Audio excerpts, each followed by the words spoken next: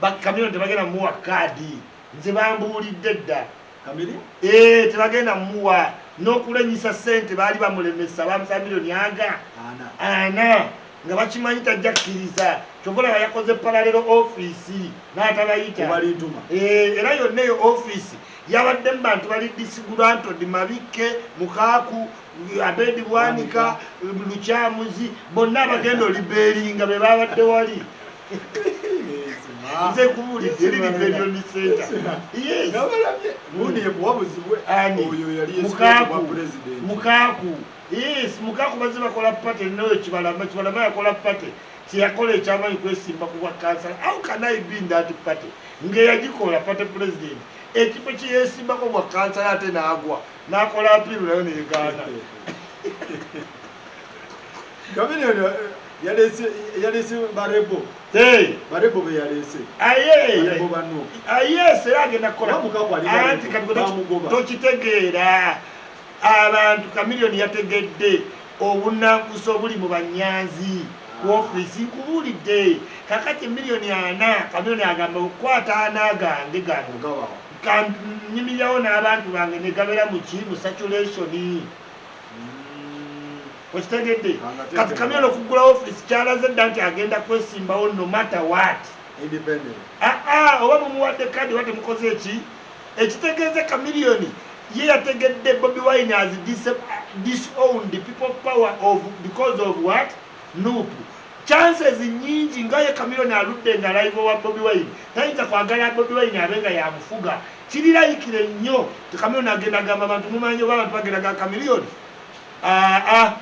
ebyapate bya kiyaye tudde mu power yaki yaffe tusubire Kamiliyoni okwannouncinga anytime from now power nitadde yes ate kati bamala okugaba kaadi ate oba okyalina kyoliko tewalabye luzono w'emityana akedda yalimu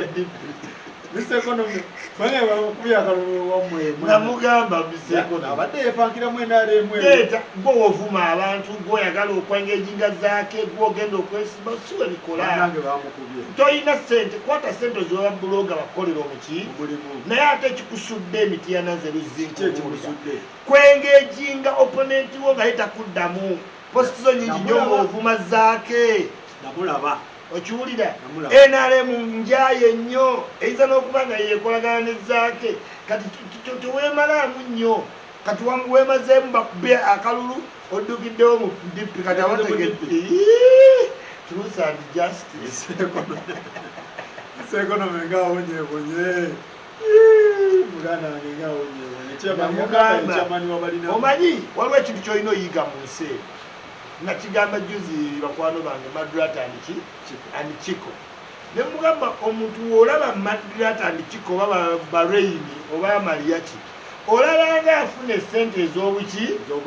naye buli wadde emabega n'ogezaamu ebyamariachi wootegera nti aba ku mulimu kati n'okubuloginga n'okwogera we kuli kati yaluzi engeri gye yeeraba engeri gye yeetwala agamba ebya Facebook bayisima balina magiki njadde eyogerera yayogera kasalabe kya ebimukubya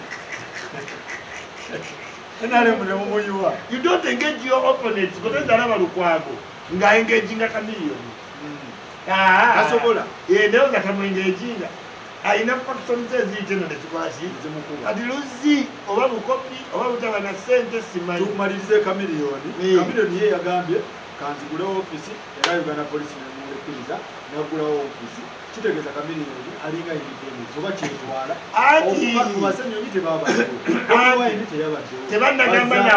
tebannagamba nako nti as Nuupu we have opened up a branch at Balintuma. They are not pronouncing themselves because kati bategedde Kamiliyoni watalu tayinza kugumikiriza Bobi Wine naawe baludde nga kati wano mu bya leadership bayita ba contemporary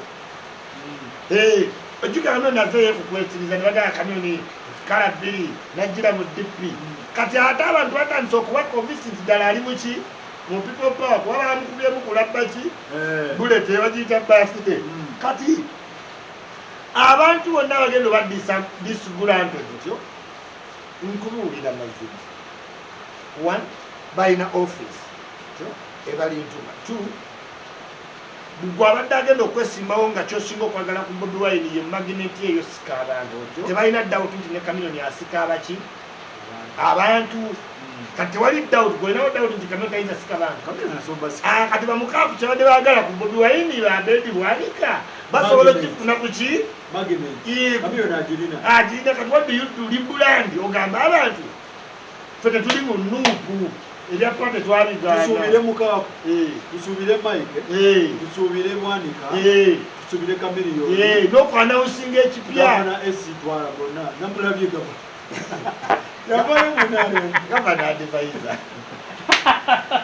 yavaayo naga gavana amonyemonye yawali Chameleone namulabye oli mwana wa Chameleone kati ate ave mutaatawo namulabye ku kitebe abe bagulawo namulaba kati kyegambe Chameleone is going to recruit Leon Island tugende tukole egenda kudda ku balintima kubanga his plan now he has been under currently studying Bobi Wine because toyinza kuva ku munno kakati naye Chameleone alina ekintu kimu kyagenda okuzza people power ekitali jjukira mu kugitunda mwagamba ya buli muki kati saawa eno kadi yasasula kati ate okuyingira kati bo bagenda kukwata sentimenti z'abantu babagambe mwana people power tebyalimu ebyo batuyingizaamu n'abalala emikisa gyaffe bagitiddewo nga tetunnakola ki mwana musajja Babyloni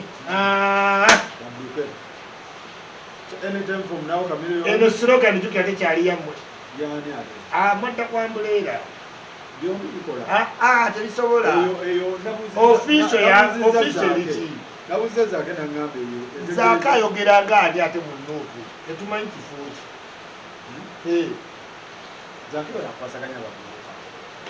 kuki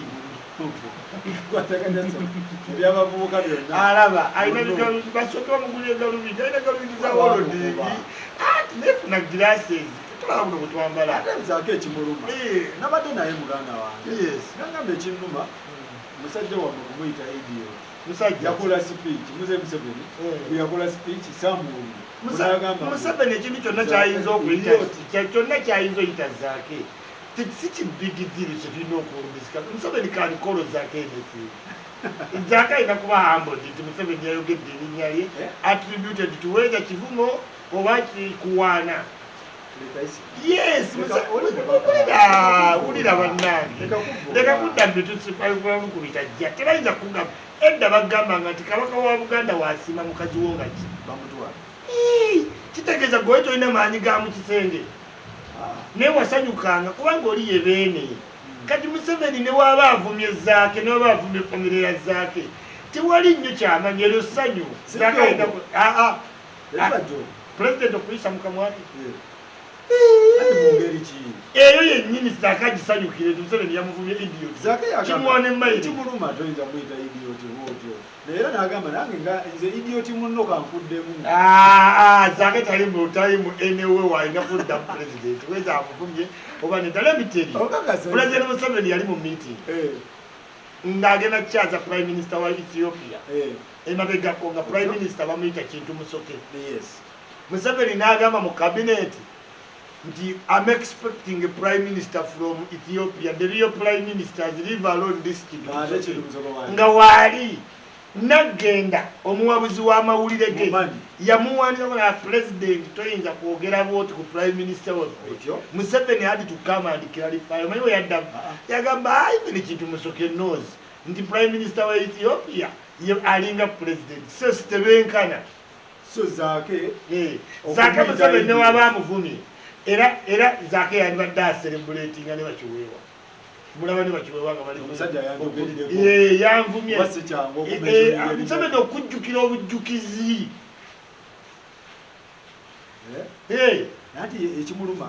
tekiina muluma manyi lwaki tekiina wa famire gwe kyanyiizizza wadde baganda ne wadde bajjajjabe ekyo kyokka bawulira essanyu Museveni yavumye zaake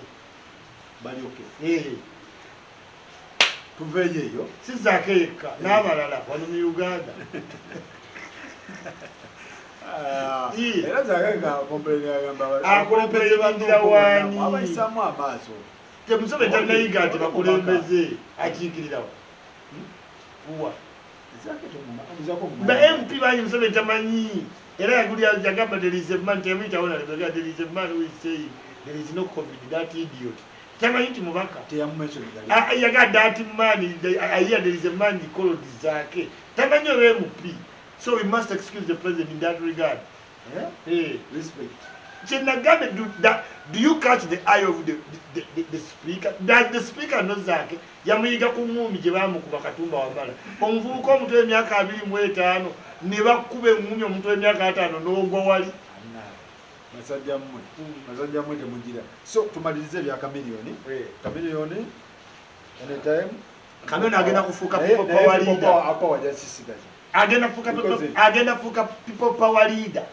Kubanga ndi mwagivaamu. Okitegedde? Anti alliance. Ate kyakola ebyo byonna ebyabirimba abantu babikooye. You are either in a party or not. Okay. Totulimba limambo ate ninawo ka political tool. Segenya tumuwa magezi. Afuka independent oba asigale mu kintu. Segirinya ayinza okwekaza n'asigala nga yagenda n'ebipande bye. Tasobola kujjayo. Mwenaalemu ne wajja tumubuulirawo ekifo ky'alina okubeera tumukkiriza na bwa kansala. Kifo mumuwanje. Segiri mobilize. So afuka independent asigale ku mulamu. Anti kyegambye kati confusion egenda kujja Bobi Wine gy'afeesinga yo gye nagamba time nti abaana bagenda tuka beesimbewo yagambye ndi wa people power kubanga kati Segirinya yakkiriza n'abantu bonna bakkiriza nti Segirinya asinga kidandala ki amaanyi. Segirinya asobola oyitamu ng'atambuza bifaananyi gibye na ba Bobi Wine n'ekidandala yeetaaga Bobi Wine ku eviriraale. Kati ate ekyo kiresa abantu bangi nga bali disappointed. Kiki basinziriddeko okumma Segirinya ne bawa kidandala? Kidandala national coordinator. Owambo. Yabayamba ku statistics n'okugatta. Numbers. Mumwetaaga. Segirinya diplomacy yakola ate yali avudde ku leediyo. Ku masimu. Nawulirikawo simanyi Segirinya si Muhammad. Simanyi. Ye Richard. Abana mu social media bana. Richard owaawati. Simanyi nange Gulix yalutambuza nga Segirinya ye Richard. Kati bajjo ne mumume yannakawa n'aluluma. Segirinya si Muhammad. Nkugambye Muhammad Bulaka Meiro kati bagambye ye Richard. Popo wetu te appreciate kasitategati. Olabiko bamaze okudisappointinga basookayo disarming kati bone basooka bakwogera kati bagambira Segirinya ye Richard tetusobola kwesiga ate agamba ye Muhammad si musiraamu naye watuna Segirinya teyerinanya kintu kyonna nga layire wallahi omuntu omusiraamu ayina ebyejanjetina n'ebigambo ebyo Segirinya ne bwalikola update talikolako ng'ali ku masigidi kati awo ndoza babigase yande no siri kyaddiyo nyomuza Gulix neba naye okuba amajja amavundo omusajja agenda mulamu kati kye bakoze mumukubirewo nga tannali yayitere kati this army kati kye bakoze ale Segirinya ye Richard kati mu kifo ky'okunyigira obululu ate aveeyo nga difendinga linnya abasajja balwana entalo so Segirinya tumuleke asigale ku mulamwa tugende wa Khalifa mpulidde oluyimba wano ate avuma Bobi Wine ate avuma awagidde Museveni akyusiza luyimba lw'ekiboko Khalifa kyekigenda maaso Khalifa anoonya ssente za studio tayinza wangula kalulu tayinza wangula Katolo Bwama. Katolo Bwama alina miliyoni 8 olwakalulu nze mukwano gwe 8 Khalifa teyalidde kati abo bagenda vayo lwa Museveni takyagula ogenda vayo lwa busungu Museveni tagula kati awo nabolaba bamivule Khalifa agamba mbutoka woyo fala muzeyi yasinga akalulu toka wa fala Chakano kalulu yakyusa kiboko fire sente mumwina sente amaze emyezi emeka tayimba badi karakta yakozeyo luyimba nakyuko lwasiba lwabadde nga lututumuka covid yaluziise lukulu kusenga mukoka kakati alina ssente yeetaaga akalulu. So Khalifa alina okuba yakyuse yabadde disappointed way yabamumye kaadi naye abana abaana abato bagezi yatagenda kufuna kaadi teekawo stress either ogye ssente ku Katolo Bwama akubaying out oba otiisetiiseemu bakuyite mwenaale anti zezo zokka factors naye anti Katolo Bwama agenda okukuwa ng'alaba gulawundi olina woogitutte neddazi Khalifa abu gulawundi Khalifa tabadde waasi ye kataali ayinza kuba kweraliikirira lukyamuzi Khalifa tabadde era lukyamuzi yabadde nga alina era Katolo Bwama ekimuganya ne lukyamuzi bagenda muwaki kaadi kati lukyamuzi egendewo akamiliyoni lukyamuzi yayinza okugeza ku bulandi ya Katolo Bwama. One factor you must realize about Katolo Bwama, he doesn't need introduction. Two, asesa abantu nga bakamulaba ate nali ati Katolo Bwama kyali wange kolo lunana kweli setaga kulyewa Katolo Bwama gyendi otyo factor ki Katolo Bwama big brand not at all omukadde omuto buli muntu yalaba ku bidugu buli muntu amanyi simanyi byali abimanyi has many ways of relating to him more so ya digitalizing amango singa abakulu banne nakyuka oyo bampuuga Sseggona Basemuju bampuuga wonna bempi bamanyi atekeko live alaba abantu abayinza omulaba Sereko mugezi nnyo ne boogera Yesu azaba muvuma by the way mbajjukiza tugenda mu dduwa ya mwannyinaffe awe Bugoloobi yatufuddeko owe Germany sister waffe tugenda bbe nahonorable leero mu dduwa ku ssaawa 9 era kyova olaba twanguyiriza wano tukole ki tudduke. So Khalifa tabadde ku list ya Katolo Bwama gyayinza kujjamu ntaliimu abo bonna simanyi aganagali pazo simanyi obujeekule bw'abayimbi oyo they can't buy you out anti yakugamba akuba ekisaawe abayita ne bajja mu kisaawe kana akalulu ka covid tetwetaaga yita bantu so Khalifa ki ekimutabudde Khalifa yetaga kusigala relevant music mugale yasomako ekitegeera Khalifa ayogeredde bubi nnyo Bobi Wine yakyusiza luyimba bati ku time eno ate wali endala Bobi Wine tewali kyakoze Khalifa mu time Bobi Wine atalina kyakoze abantu kyakoze abantu kwesimbawo kyekyo kyokka kyakoze ebigambo ebiri ku Facebook bagamba mbu yalidde talina amuwadde ssente endala mutekyagala ssente yakoma kuffe kyekyamu kyankudde tagenda kuyitawo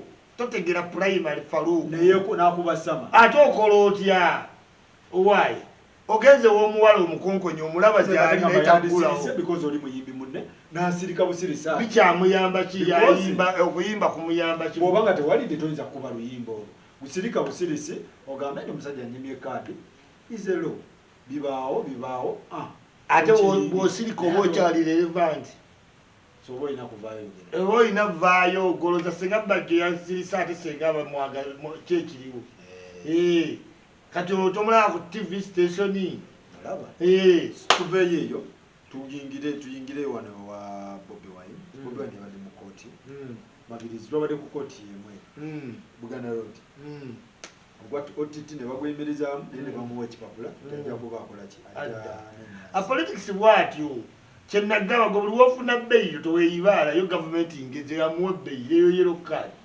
kati akalulu kagenda batest ka February bakuyita Arua owaluwa agongezeeyo bakuyita Arua n'ovuga awa 7 n'otuukayo n'otuula ne bagamba jjaji tazze wanca enkya ku ssaawa 4 n'atuuka n'agusala ku 6 n'aga Adijani n'oddamu n'ovuga olugendo kilomita 600 oba otuuka wano ne bakuyita ewakiso kugwa amabirizi n'otuuka aga Adijani n'obakuyita besi gyakyagenda mu kooti walondeze yatuukamu n'agamba sida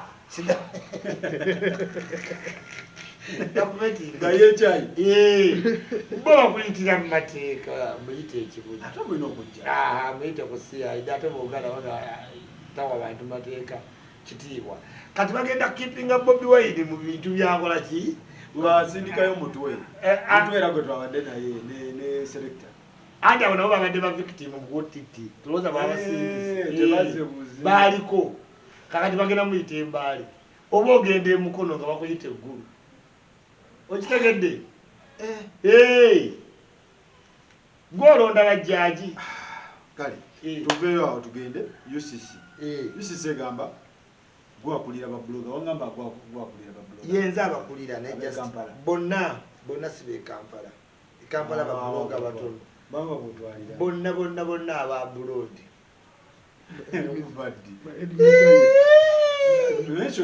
Bamezaya balita kagwa bapenge bonna bakakensa yenze kabloga yali agidde ku appointment ya president waliwo kwabeera tulina omukulembeze yamunyonyola babloga bakola ya appointment ya Museveni yayina ya Kiwanda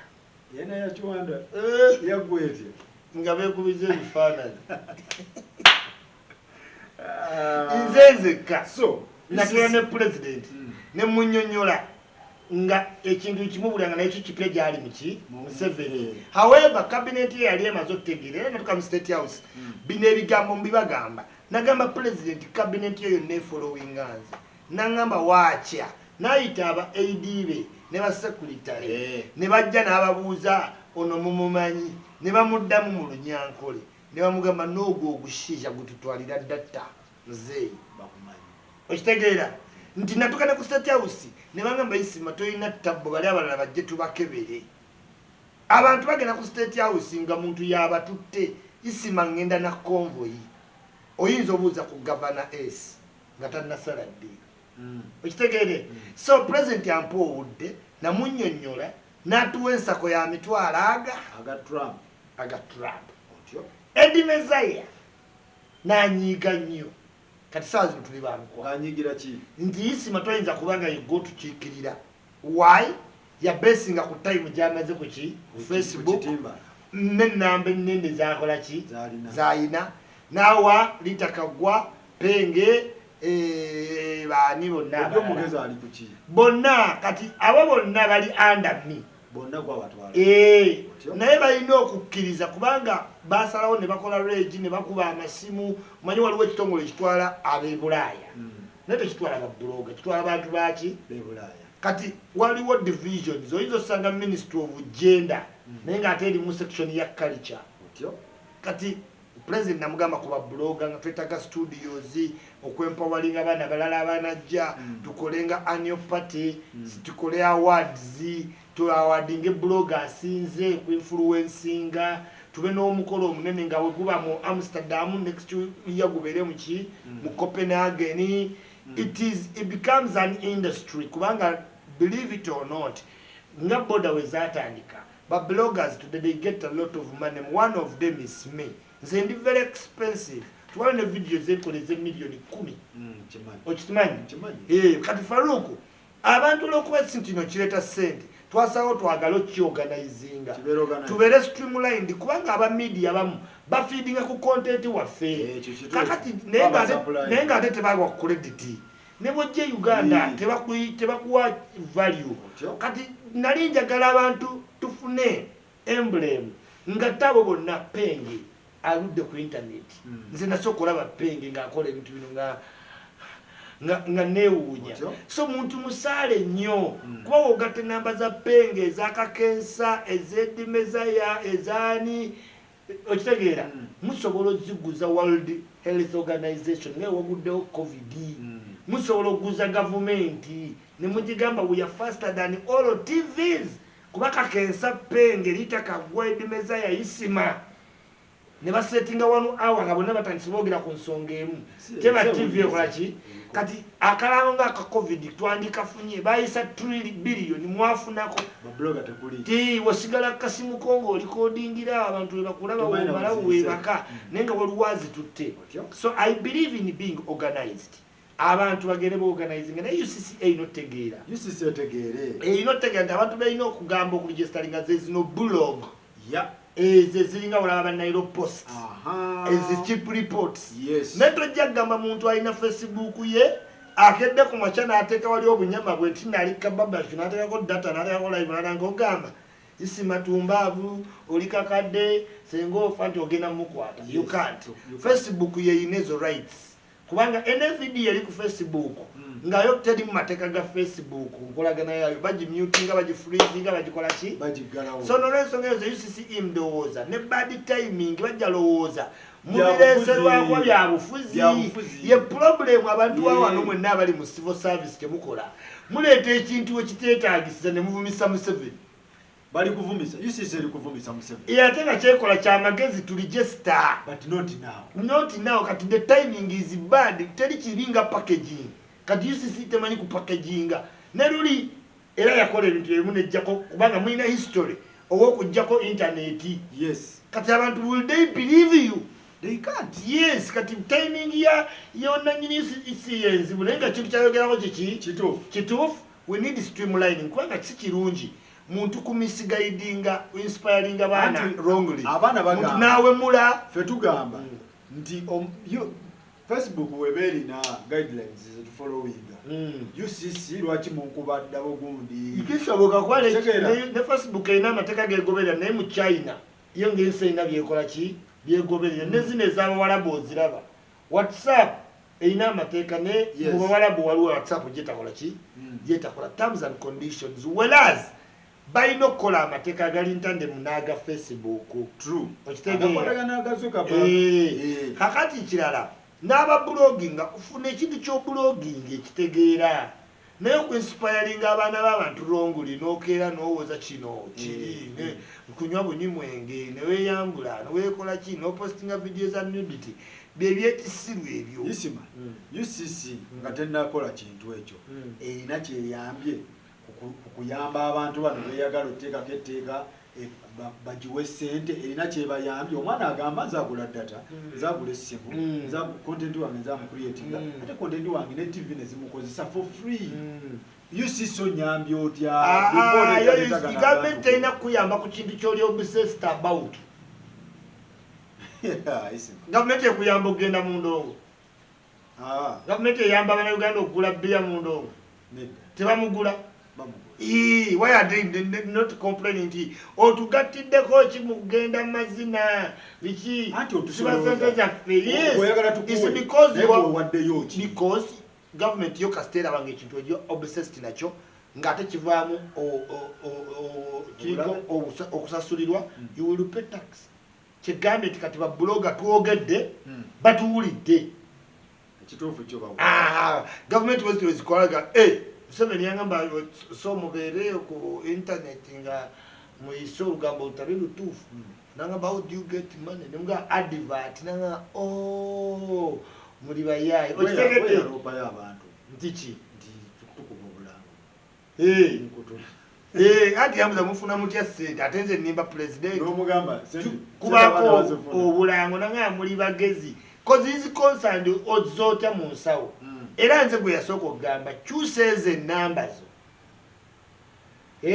ozifunemu ssente zibe nga zigeneratinga ki money ne Miss Kigundu kyeyaŋŋamba era I'm proud nze ntuula wano sikyakola video za lutente zingenda okukola video kati ndi ku bank obuki yes ndi ku banka DTB bank kitegeera kubanga Munnayuganda alwanira 120 billion nze nasoma wabanga Museveni agaba handshake ya 5 billion mwenene musituka sinza bawali 120 billion those 23 million US dollars musango tukuwangula ngasibwe ujja bloga babuza egenda kikola etya eriwa because abantu abanda banja bali ku kitimba eyagala kugira baliwa beyagala okugira andowoze abali radical ndowoze wafa abakola content waffe ali gundi omuntu yenna subscribing amukuweereza amaki amawulire gwe nga Faruku YouTube channel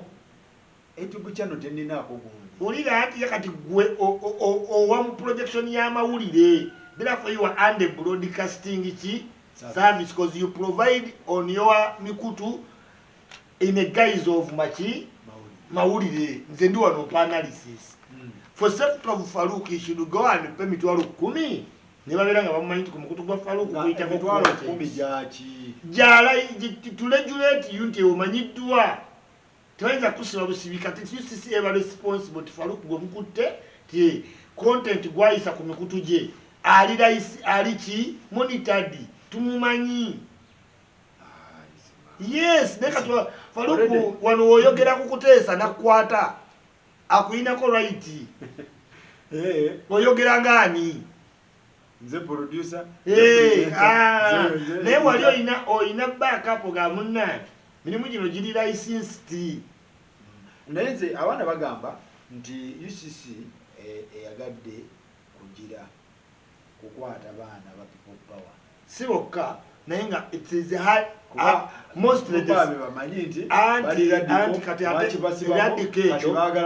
no pressure egendo tuukawo oba babadde bawemula wano wetugenda akalulu ka February bajja wemulako ne kunnaabagereka because of frustration. So UCCA no coming in kubanga tugenda mu myezi gya political condition liyo break art break tugenda muliyo art break kati tuvudde bili byonna bagitugwasiza ya online katugenda muliyo art break bakobe gulire akati oba obadde owemula emyezi 9 egiyise kitegeeza ne Nnaabagereka ku luno jamutwalira ate oba batwala kabaka kandi UCCA yagadde ekole ki ejje kubanga ovulate mwogere bitajja nti kabaka afudde musasamaze ensi egende mu violence batasobola kati basobola ofuna awe nga oba oli bweru omukutu gwo nga guweereza nga tebanayo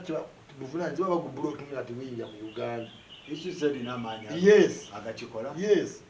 China atoza balaba Facebook bagiraba bali ku chat batandika wako 12 nebwa kwemu obumazi byonna byolabi Facebook ya China bajiwa time China baina time ne Facebook so ba blogger bandi bweru di Turkey di Sweden di UK di US bande sanga ebikuta byawe giri bagenda digesalinga bati era bagenda bakola bati abo tabaina ko control tabaina control naye babaina ko ati njigulanga ali Kampala ati babayinako anti obuzibu buli nti omwana tojja kusobola kutegeera oba yakozesa naye kati bo kye bagenda okukola bagenda ku blocking emikutu egiyongeza propaganda kati ngaabo abaweza kabaka yafudde wekanga omukutu gwo nga bagugadde nga teguyingira Uganda ngaowekonga akulaba newe Kenya naye nga abantu boweereza boyagala aba Uganda tebali ekyo kiri mu strike okubaawo so olinga ngamba nti blogger banatereza mu content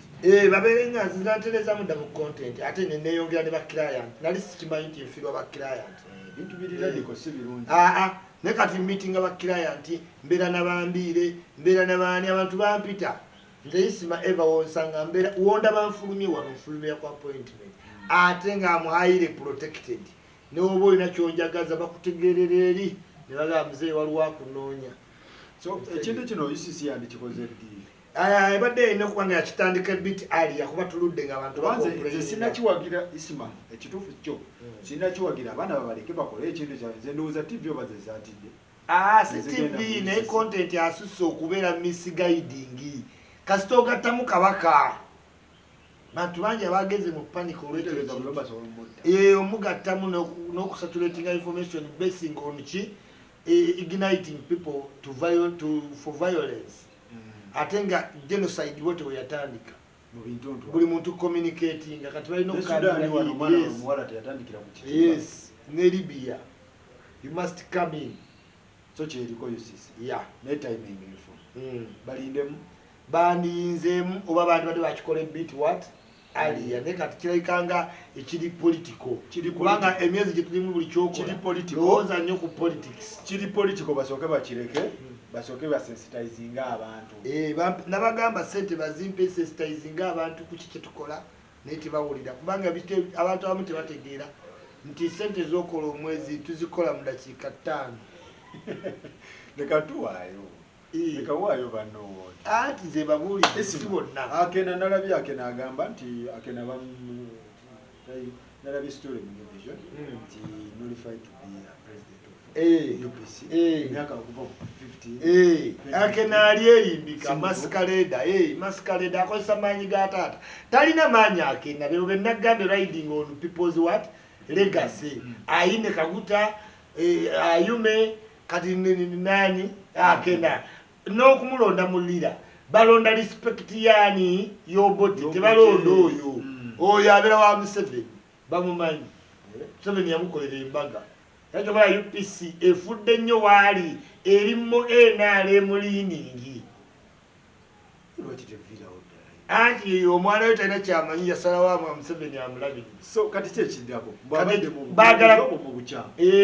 bagala to revive UPC kubanga teri active ati kibaluma okugamba nti UPC akena agitwala muki mwenale brandi ya UPC sijokwera obukenzo otwale muki mwenale bwebeviridde mba muyitaawo nga balina muyita mu kooti kuba mu maaso g'omuntu wa bulijjo kiswaza okujjako omwana w'obote oteekekaani otyo okitegere mu perception ne kati babadde tebayinza muwangula mu public perception yeerira abote gyava era omuntu wagamba mbu olwokuba waddalu nti nga taata we gwazaala yekka omugaano sika taata waba alina amayumba ngaomwana waddalu omugaano sika kyogagwa ab'ekika bayinza okugamba nti kazini we oli wampisa nnyo yaba afuuka omusika so UPC ne DP ezo pate zammwe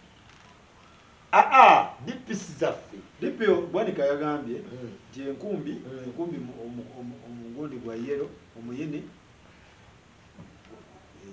bwe guba gwa yero kitegeeza omuyini gulimu NRM omanyi kati Abedi Bwanika takyalina moral authority engeri gye weesimba ku bwa president kati tali ku bwa kansala ali ku bwa kansala e Masaka ali ku bwa kansala naawe nkubuulidde oba MP yabuvaako nabo ali ku bwa MP yabuvaako yali ku bwa president Abedi Bwanika nasaba nadda ku bwaki obw'MP ne bamunegotiating ali ku bwa kansala toli updated leka mulyo wamani leka yiwa musajja wange oli advisor wa Kamili yabadde wa Bobby aganaaga n'oba wasoma omusajja oyo yajja ng'ayogera ebintu eby'amagezi weyesimba omwaguli culture I believe in him naye kati aganaaga wali wa Kamiliyoni kitegeeza yasooka obuuza Bobby Wine onootuwaaki ejjinja abantu ne bamutamu